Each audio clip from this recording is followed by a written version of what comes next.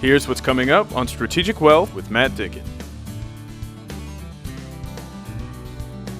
A lot of the 401ks that are out there right now are fairly restrictive. Typically mutual funds are the only option, and the mutual funds that can be used are obviously limited to whatever the company whoever your employer is, whatever options they choose. Quite often here on the show, we spend a bit of time talking about different annuities, or maybe the index annuity in particular, because we all really believe that that's a good tool for the right client. Hello everyone, and welcome to this week's show. We have an action-packed 30 minutes worth of information and material designed specifically for you. So stick around. Strategic Wealth starts right here, right now.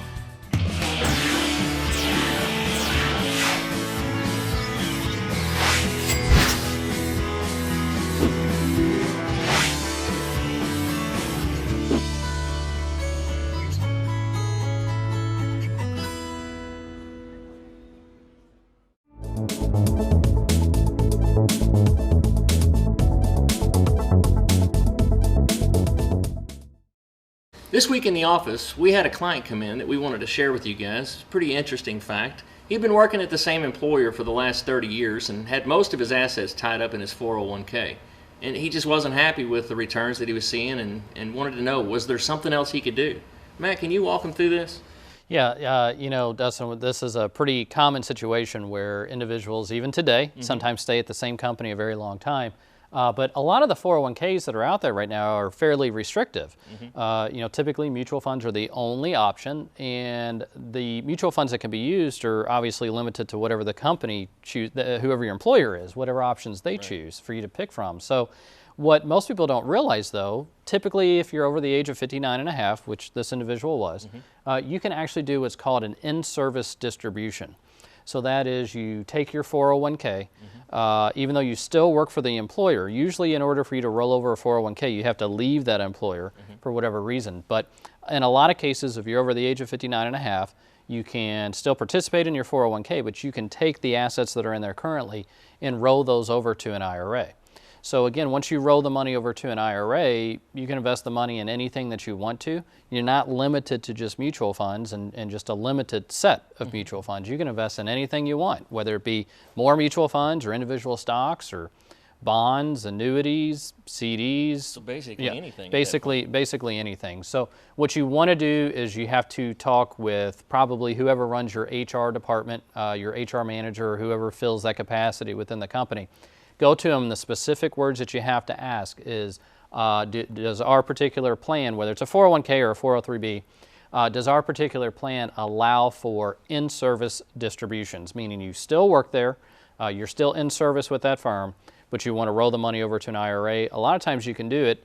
There's no taxes, there's no penalty, and now you get more control and better investment options. One place we know for sure that you could do it would be in some type of federal plan. Yeah, federal employees have what's called a thrift savings plan, which is basically the same thing as a 401k. It's just federal government does things a little different sometimes, and this is one of those areas. So that's a lot of times referred to as a TSP, and this is one of the plans that we know for sure we can do this with. If you're over the age of 59 and a half, that's key. You have to be at least that old. But if you're over the age of 59 and a half, you can do an in-service distribution out of a TSP plan or the thrift savings plan. But there are other major employers around town that in a lot of cases we're able to do this. The main thing is you have to ask first, and then if you can do it, then schedule a time to come to the office. Dustin and myself, we can go over the different options as far as what you have available, as where to roll the money to once it's in the IRA. Sometimes we can't do it, and if we couldn't do it, then you just have to wait till you retire or switch to a different employer. But a lot of times you're not stuck with that money in the 401k. You can roll it over. Thanks, Matt. If you would like more information or if you have any questions, please feel free to call our office and or visit our website. Remember when life was simpler? When things didn't move quite so fast and the world didn't seem so complex? Remember that? We do. And as the world around us has continued to speed up, becoming more complicated and still a bit uncertain, we have managed to keep things simple, providing sound, easy-to-understand financial advice and customized roadmaps for the road ahead, from tax reduction strategies, investment advice, and guaranteed retirement income you cannot outlive backed by the claims-paying ability of insurance companies. We can be your single point of contact, a single call, a voice you recognize well, and a partner who can be by your side for the entire journey. We can't stop the world around us, but we can help ensure you're prepared for what's to come. To schedule a no-obligation meeting, simply contact us today.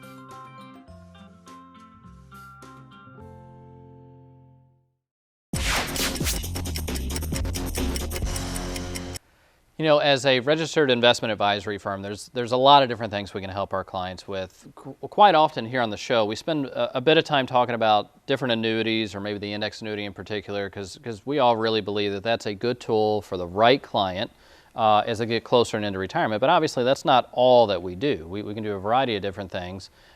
We have different managed money portfolios, but I think the way that we do things are a little bit different than some of, maybe the other firms that are out there, traditional stockbrokers firms, things of that nature. Do you want to spend a couple minutes talking about what makes us a little different, Dustin? Yeah. What makes us, the most different, I would say, is that when we talk about safety, we mean that we want to help our clients not lose any money when the market is going down. And when we're using stocks and bonds and ETFs, things like that, obviously there's going to be a little bit of risk there. Right. But we want to minimize that by using things like the stop losses and portfolios designed in a way that they can weather that type of storm.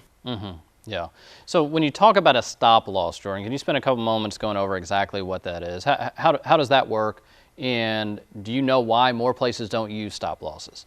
Well, one of the things with a stop loss is what its main objective is to eliminate or mitigate risk. Now, in doing so, what you would do is you would place that on an existing position, or let's say stock or ETF that you have in your portfolio. So as an example, we could say that there's $100 worth of company C, and we'd put a 5% stop loss on that. So if it went down 5%, or in this case, a certain amount, it would automatically sell out. So sell out and then do what? Just go to cash? Absolutely, yeah, it would go to cash, and in doing so, we would create safety for the client.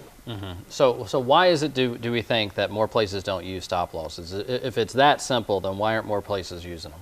Well, I think a lot of it's more actively managed. In a lot of firms, they just simply don't have the time, or they don't have designated people with the company to do that.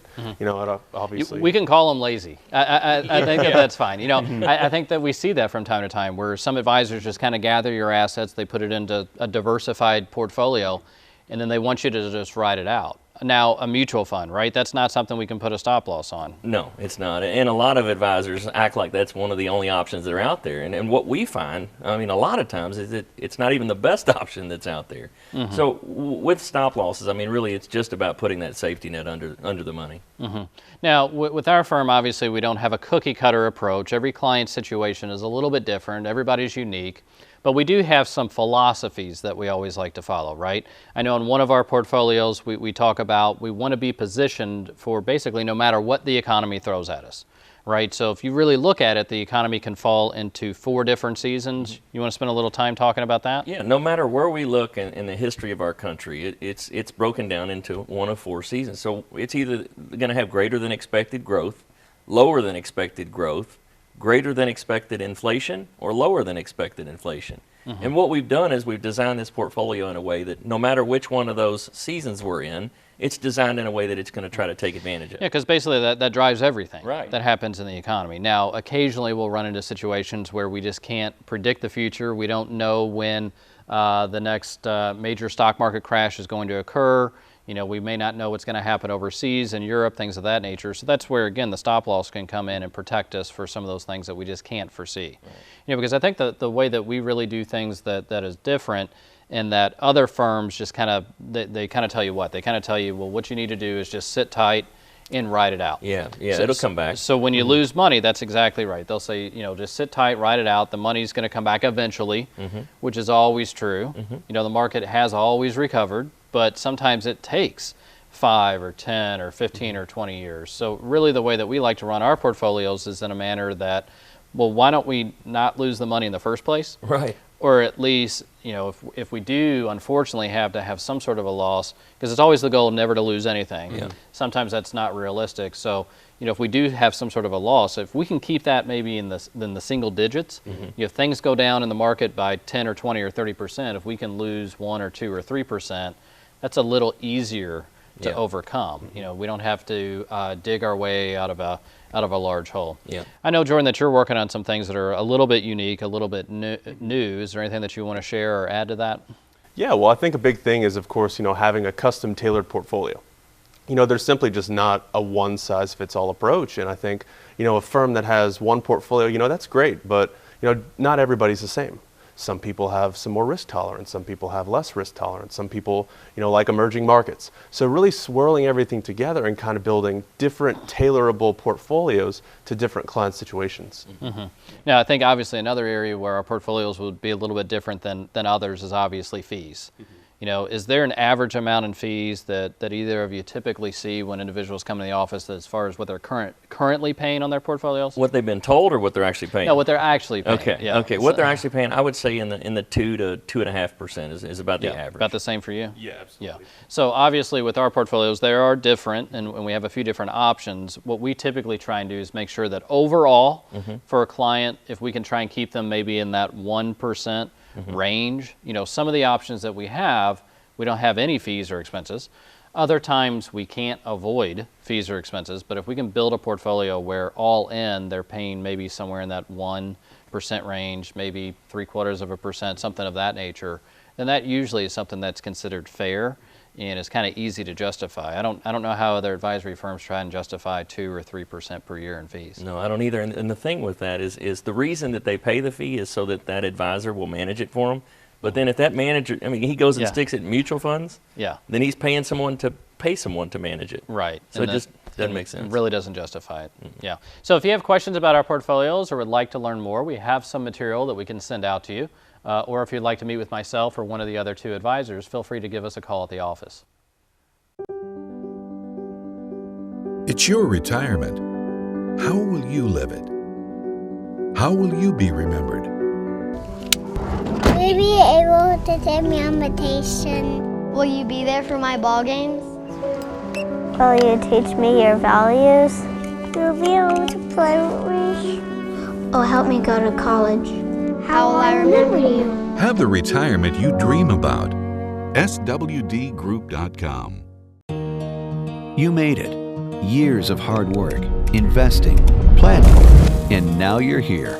The long-awaited reward you spent a lifetime looking forward to. But what now? After years of growing a nest egg, now you may want to manage it. Use it to fund your dreams.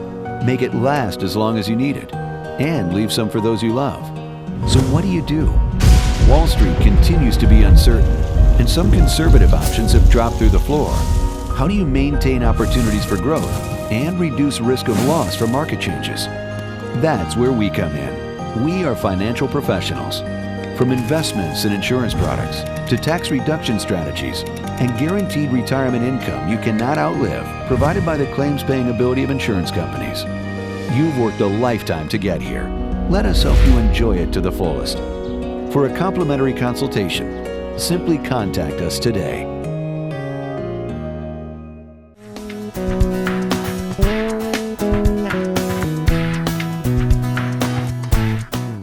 This week's segment of Strategic Wealth University covers an issue that comes up in our office often, and that is, how does an individual pair liquidity with safety? In order to answer these questions, we need to see the difference and talk about what both ideas mean in the investing world. Liquidity in the investing world can be defined as the ability to readily access funds.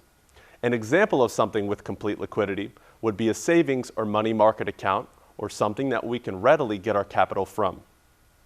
Something on the opposite side of liquidity would be a piece of investment property, or something that we cannot readily access, perhaps some annuities or CDs also. Now, safety can be defined as protecting ourselves from complete market failure. That is, when a stock market correction happens, like in 2008, we don't have to worry about losing anything. Now, a lot of times there's a misconception that in order to maintain safety, we have to give up liquidity, and vice versa. This misconception comes from the idea that there is a time commitment string attached that provides increased safety to investments, but because of that time commitment, we lose liquidity and cannot access our funds for a certain number of years. The question is, how do we maintain liquidity, having our funds readily available for withdrawal, but also maintain safety, protecting our hard-earned assets from loss? An effective way of doing this is through the use of a stop loss. For those that are unfamiliar with the stop loss, it is a way to help protect an individual's portfolio from a downside correction in the market.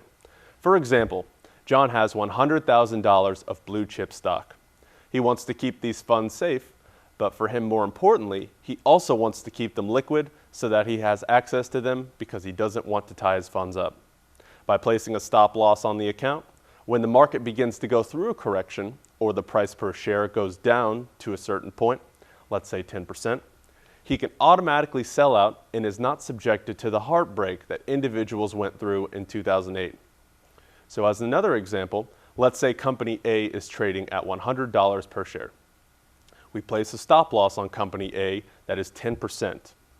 That means that if company A goes down 10% or $10 per share, we sell out automatically at that price of $90. Now there are also additional variations to the traditional stop loss. There are trailing stop losses, which trail the growth of the investment. So as the market grows, we can incrementally inch up our stop loss to participate in more of the gains of the investment. Now, a stop loss is only available to an openly traded investment, meaning that if funds or investments are bought and sold throughout the trading day. Now, in this instance, we could put a stop loss on an individual stock or an ETF. Now, an ETF is a basket of stocks or bonds that trades openly throughout the market day that tracks a large area or sector of the market. Now, a lot of people will come into the office and they'll say, Jordan, can you put some stop losses on my mutual funds? And unfortunately, I have to tell them that mutual funds do not have the ability to use a stop loss. Now, the reason why, as a mutual fund trades, it trades at the end of the market day. Now, our execution or the action of the stop loss would occur at the end of the day. Now, you wouldn't capture the goal of a stop loss because, of course, a lot can happen during the course of an investment day, especially in a volatile up and down market. Now, stop losses can be a great portfolio enhancer and can minimize downside losses. For those seeking a reasonable rate of return in the stock market, but also want to protect themselves from a downside loss, a stop loss more times than not could be the appropriate solution. As a firm, our brokerage team uses stop losses to protect our downside, and we fully believe that it is the best way of pairing liquidity with safety. If you would like more information on a stop loss and ultimately how they function, please give our office a call or feel free to check us out on the website. You're on the back nine heading for the clubhouse. Your dreams of spending time with family and enjoying retirement are just within reach. What happens if you end up in the rough? In these uncertain times, it's crucial to be prepared with sound advice. Strategic Wealth Designers is one of Kentucky's premier retirement planning specialists. For a complimentary consultation, call 1-502-653-6080. Strategic Wealth Designers. Plan to retire well. Well, thank you once again for watching this week's show. You know, Dustin, I think it turned out pretty good. I do too. It was absolutely a great show. If you have any questions, please feel free to contact our office and/or visit our website. And remember, retirement planning is a journey, not a destination. We'll catch you here next time.